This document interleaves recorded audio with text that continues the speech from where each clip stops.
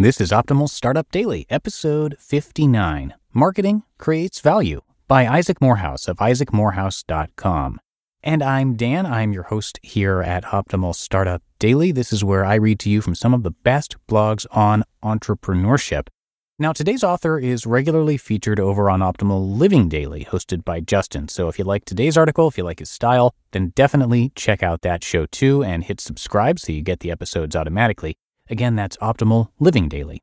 But for now, since you're here with me, let's get right to it as we optimize your life. Marketing Creates Value by Isaac Morehouse of isaacmorehouse.com. Near the end of the classic movie It's a Wonderful Life, George Bailey saw reality in a whole new light. He glimpsed a world in which he was never born and realized just how important he was to those around him. This experience instantly and dramatically changed George's outlook on life. In a matter of minutes, he transitioned from attempted suicide to pure joy at the fact of his own existence. No material facts changed. George Bailey was still stuck in Bedford Falls. He was still hard of hearing. He was still in deep legal and financial trouble. The angelic Clarence did nothing to improve the external condition of Mr. Bailey's life, but he saved it nonetheless. He saved it with marketing. Marketing is often criticized as being deceptive, slimy, or at least economically wasteful. How could anyone justify a $2 million Super Bowl ad about a bottle of Coke? Skepticism of marketing springs from an overly narrow and simplistic view of value. In the real world, the line between the real and perceived characteristics of an economic good is all but non-existent. Our knowledge of and beliefs about goods are just as much a part of their value as anything that can be weighed or measured. Economists have long understood that value, in the economic sense, is subjective.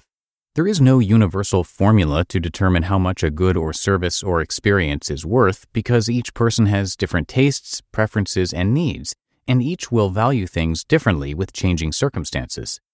This means that how we feel about a good and what the good is made of are equally important in determining its value to us, how much satisfaction it brings. If making a better mousetrap can make lives better, so too can making people feel more confident in their mousetrap. This is not trickery, it's value creation. Confidence in my mousetrap might help me sleep better at night and enhance my quality of life in a very real way. We've all seen news stories about blind taste tests. They are meant to reveal consumer stupidity and branding smoke and mirrors. I recall reading about customers given a cheap beer and told it was a more expensive brand. They reported that it tasted much better than what they were told was the cheap beer, but was in reality the more costly one. When they were told the opposite, the results reversed.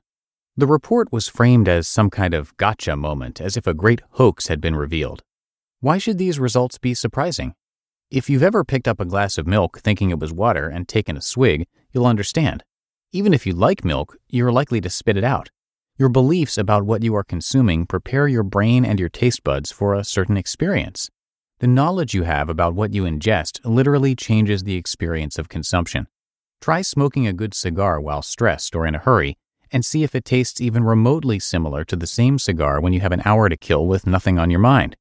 They say marketing is all about the sizzle, not so much about the steak. Why shouldn't it be? Steak without sizzle is little more than raw meat, carrion fit for vultures and wild dogs.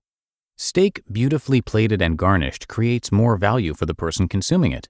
Sight, sound, smell, and taste are all part of the experience, and the brain is the crucial interface. Even if you have a purely utilitarian approach to eating and care only for the sustenance, you can't ignore the mind. What you believe about your food actually affects how much it satisfies you. My father suffered a closed head injury many years ago, which affected, among other things, the communication channel between his brain and his digestive system. His brain always tells him he is hungry no matter how much he eats. It is a near full-time job to convince him that he is full and doesn't need any more food. That's some serious marketing. In fact, a great many people without head injuries resort to all kinds of tricks and techniques to convince themselves of the same thing in order to stay trim. I recall talking to a friend who had no taste for coffee. I convinced her to try a sip only after closing her eyes and letting me describe step by step the growth, cultivation, harvesting, and roasting process. She admitted that while she still didn't love it, she began to enjoy the taste a good bit more and understood why I love it so much. I know of people who can no longer stand the taste of meat because they observed the operations of a meatpacking factory. The meat did not change, Yet its taste changed with their knowledge and feelings about it. The value of the product radically shifted with a change in perception. If marketing makes us love a product more, and therefore makes us happier, it has indeed created value. Love for a new car comes not only because it is red, weighs 2,500 pounds, and has 4 doors, all things that can be measured objectively, but also because it is safe, one of a kind, and edgy, all subjective to the person experiencing it.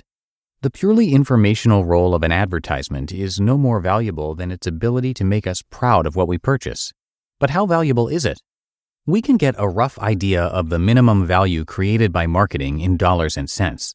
This does not, of course, measure the subjective value to each consumer, but it reveals how much value consumers placed on the marketing in money terms. If a marketing campaign costs $10 million and it results in an additional $11 million of revenue, we know that it has created more than $1 million in value as judged by those who willingly spent money on the product. If the campaign made the product more valuable to more people and induced them to buy more or buy at a higher price, that is a reflection of the fact that the consumers felt the product and associated satisfaction created by marketing was worth more than the money they gave up to get it. Real value was created. If it was not, people would not have willingly parted with their money in exchange for the good. Better marketing can often be a cheaper and more effective way of improving a good and making people happier than altering the product itself. Goods and the knowledge and feelings that come with them cannot be separated. New tile floors and soft lighting may be just as important as variety and good service at a clothing store. An inspiring ad campaign may bring just as much happiness as new features on a smartphone. This is no scandal, but a fact of the human experience of reality. Rather than denigrate it as some kind of fraud or waste, we should applaud good marketing.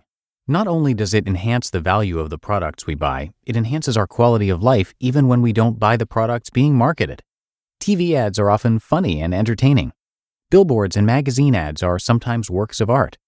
Good marketing is a free gift to all, and it makes all our lives better. A world without marketing would be dull and far less fulfilling. Altering our perceptions of reality is one of the best ways of improving our quality of life. It's powerful stuff. Clarence saved George Bailey's life with a recasting of the facts and set him out with a full heart ready to take on the world. The creative efforts of marketers everywhere have the same power to make our lives richer and better. You just listened to the post titled Marketing Creates Value by Isaac Morehouse of isaacmorehouse.com. Now, have you thought about adding Bitcoin to your retirement account? The whole thing can be super confusing, so how do you get involved? If you're looking to diversify your portfolio with new, innovative investments, check out BitTrust IRA. Crypto assets could be the best opportunity to build generational wealth since the discovery of oil. In fact, Bitcoin has been one of the best performing assets of 2020. BitTrust IRA will help you add cryptocurrency to your portfolio, both seamlessly and securely. Security is super important. BitTrust IRA stores your private keys in nuclear bunkers with military-grade encryption.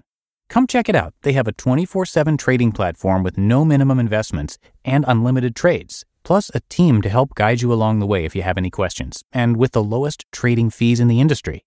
Go to BitTrustIRA.com/OSD today to learn more.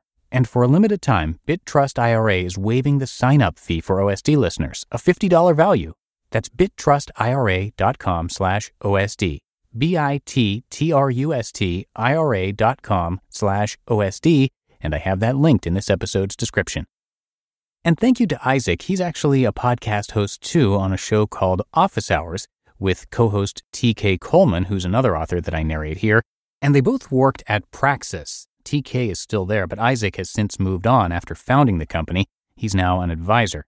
Today, he's the founder and CEO of Crash, the career launch platform. He has a ton of great content on his site, which is isaacmorehouse.com, so come by his site to show him some support, and again, you can check out his podcast, Office Hours, for career advice.